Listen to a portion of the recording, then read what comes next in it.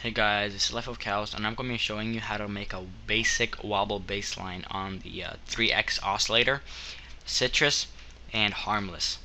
So this is not going to be a very professional tutorial. If you're looking for a specific sound, I suggest you go out on YouTube and look for some wobble basslines. But for beginners like you, I suggest you just continue watching this tutorial because it teaches you the basics of a wobble bassline. A lot of dubstep music has, but not the exact sound. Okay, anyways, go to channels and select the 3X OSC. Now select the sawtooth waveform on each of these oscillators, and go to the int tab. Make sure it's on cutoff, and the AMT labels a separation from this category, from this little thing, and this wobble thing. So what you want to do is put it all the way down so it only concentrates on this part. Now the AMT here does pretty much the same thing, so just put it right over here, but you won't get any sound out of it until you put mod X all the way down here. And yeah, you will get a wobble bassline, but I prefer the attack to be all the way down. So when you make a sound, when you press a key on your keyboard like H or something, it's the sound you'll get. So just control the speed like this, and yeah, that's basically it. And if you want to automate the speed, if you want to manually control it on the playlist, just right click on it, create automation clip, or this technique that not all beginners to FL Studio know, but really useful if you're using third-party plugins.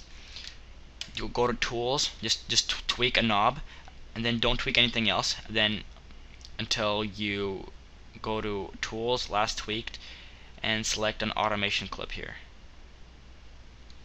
And it's supposed to say, it's going to say the title of what you tweaked right here. So I find this technique really useful. That way I don't have to break my brains over everything. So anyways, the next VST and the next virtual studio instrument, or whatever, virtual studio technology, that's what VST stands for. The next thing we're going to use is Sytrus. So it's going, when you first load it up, it's going to be a pretty harmonic orchestral sound like this. We don't want that.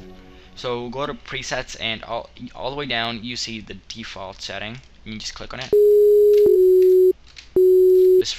You can hear this random lame sound.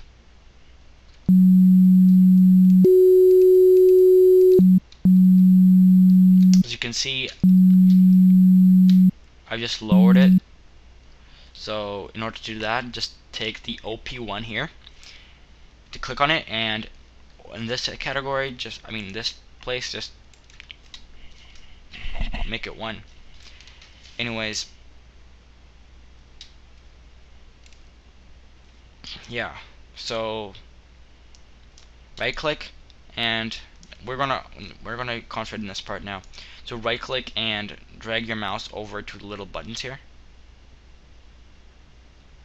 and be sure to hold the mouse while you're at it.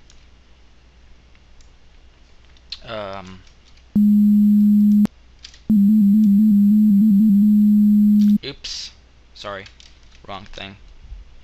I think you'll need to use mod or volume. I think it's mod. So we do the same for mod.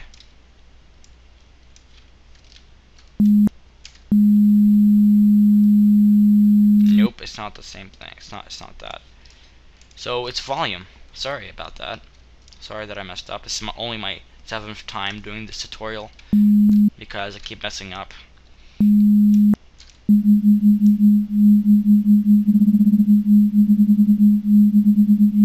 So this controls the speed of the volume.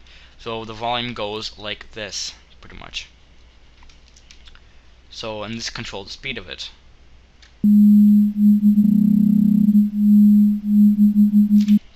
So just take the SH and you can just boost it up a bit.